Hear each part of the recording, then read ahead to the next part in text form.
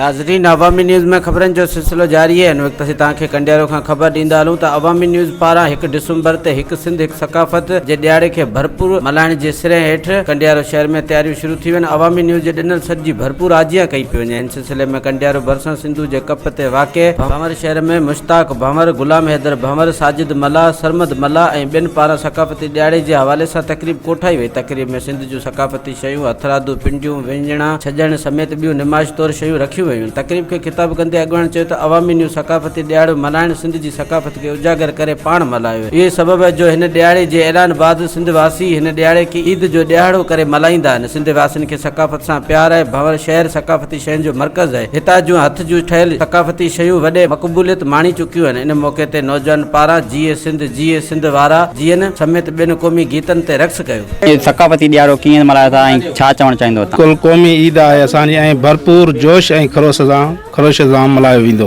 बिल्कुलु ॾाढी महिनत आहे, पर हिन शइ जो मान ऐं क़दुरु न आहे।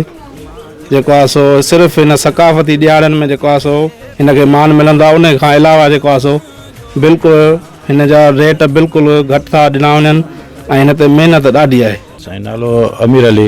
ईद मल्हाईंदा आहियूं साईं, महिनत वॾी आहे। अच्छा जी, कहिड़ा कहिड़ा था वञनि साईं? हे डाकू आहे, हे साईं विंजणो आहे, हे साईं थॿो आहे।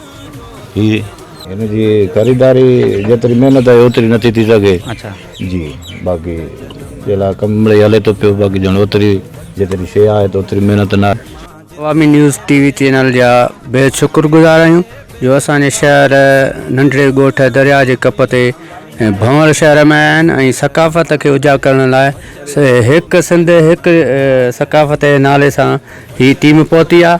असांजे हिन नंढड़े ॻोठ जी हिकिड़ी महिनत आहे, मशहूरु महिनत, उहा आहे पिंडी ठाहिणु, जेका कणिक जी तीलीअ मां, सुट मां ऐं धागनि मां ऐं सितारनि सां ठाहे सॼी दुनिया में मशहूरु कई वेंदी आहे। ऐं ख़ासि तौर हिन सकाफ़त वारे ॾियारनि में हिन जो वाइपो वधी वेंदो आहे, ख़रीदारी वधी वेंदी आहे ऐं असां हिन मां घणो नाणो हासिलु करे पंहिंजे बचनि जो गुज़ारो कंदा आहियूं।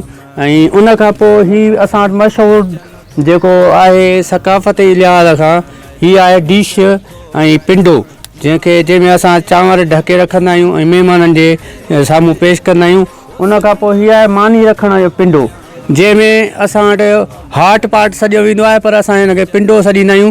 हिन में मानियूं ताज़ियूं पचाए जॾहिं ढके रखंदा आहियूं कपिड़ो ॾेई त हीअ सदाईं शाम ताईं ताज़ियूं रहंदियूं आहिनि ऐं महिमाननि खे ॾाढो बहितरीनु अंदाज़ सां जीअं त असां बेहद शुक्रगुज़ार अवाम न्यूज़ वारनि जा जेके असांजे हिन क़दीमी शहर भोरनि में दरिया जे कप ते कई आया आहिनि। ऐं हितां जी पिंडी तमामु मशहूरु आहे पूरी दुनिया में।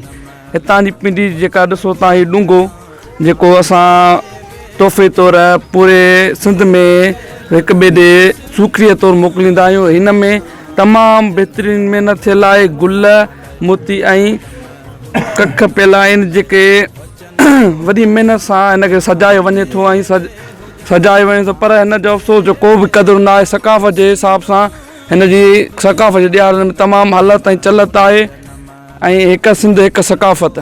जीअं त असां आवाज़ चैनल वारनि जा तमामु शुक्रगुज़ार आहियूं। असां वाक़ई ईद मल्हाईंदासीं, सकाफ़त मल्हाईंदासीं, सभु सिंधी गॾिजी सकाफ़त मल्हाईंदासीं, सभु सिंधी गॾिजी मल्हाईंदासीं ऐं असां पंहिंजे सकाफ़ती लिबास पहिरींदासीं, टोपी, अजरक ऐं पंहिंजे सकाफ़ती थावनि में खाधो खाईंदासीं। असां नची कुॾी हो जमाला ॻाए ऐं उन जे ॾींहुं ॾिसजो त दुनिया ॾिसंदी त सिंधी माण्हुनि वटि टोपी, अजरक, त उन्हनि जा थाव बि सकाफ़ती आहिनि। हीअ सकाफ़ती ॾींहुं जेको अचे थो ऐं तव्हांजी केतिरी ख़रीदारी आहे उन हवाले सां तव्हां छा चवणु चाहींदो? साईं सकाफ़ती तमामु हिन जी तेज़ी अची वञे थी, काफ़ी आर्डर अचनि था।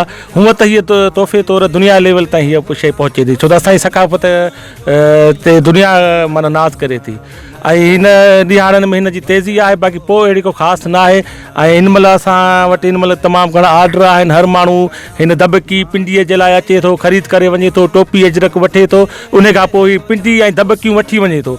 चए थो त असां उन ॾींहुं ईद वारो ॾींहुं जेको सकाफ़ती ॾींहुं आहे ईद जो असां पंहिंजे हिन थावनि में पंहिंजे सकाफ़ती हिननि जेके पिंडियूं दॿकियूं आहिनि ऐं जेके आहिनि इन्हनि में असां पंहिंजा सकाफ़ती खाधा खाईंदासीं ऐं ईद जो ॾींहुं मल्हाईंदासीं। पंहिंजे नंढड़नि खे गॾु अची वठी अचनि था, उहे पंहिंजा हिननि में नंढा नंढा आइटम आहिनि उन्हनि खे उहे पसंदि कनि था ऐं विञणा जेके आहिनि पखा इहे बि असां सिंध जा सकाफ़ती आहे। नाज़रीन, जीअं तव्हां हिन भंवर वासियुनि जा वीचार ॿुधा ऐं इन्हनि जो चवणु आहे त जेको असां सकाफ़ती ॾियारो भरपूर नमूने सां मल्हाईंदासीं ऐं ईद वांगुरु असां मल्हाईंदासीं।